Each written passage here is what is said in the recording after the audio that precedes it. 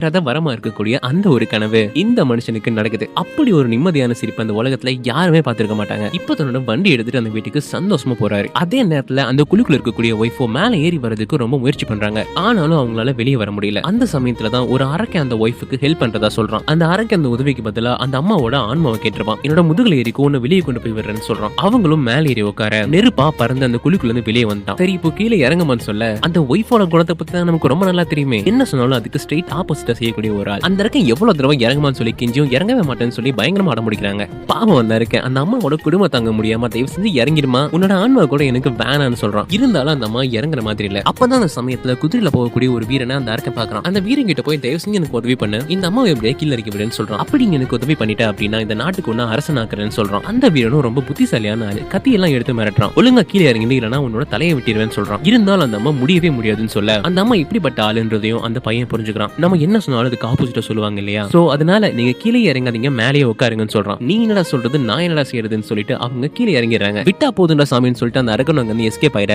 அந்த வீரனும் தன்னோட குதிரை எடுத்துட்டு கிளம்பிட்டான். அந்த வீரத்தனோட நாட்டுக்குள்ள போறப்போ அந்த அரக்கன் வந்து அவங்க கிட்ட பேசுறான். நான் இந்த மாதிரி உன்னோட நாட்டோட இளவரசியோட உடம்புக்குள்ள போயிருவேன். எந்த ஒரு மாயாஜால மந்திரவதையாலையும் என்ன அந்த உடம்புல இருந்து பிரிக்க முடியாது. ஆனா நீ வந்து வெளியே வர சொன்ன அப்படின்னா நான் வெளியே வந்துருவேன். அதுக்கப்புறம் நீ அந்த பொண்ணை கல்யாணம் பண்ணிட்டு ராஜாவா வாழலான்னு அந்த அரக்கன் ஐடியா கொடுக்குது. அந்த வீரனும்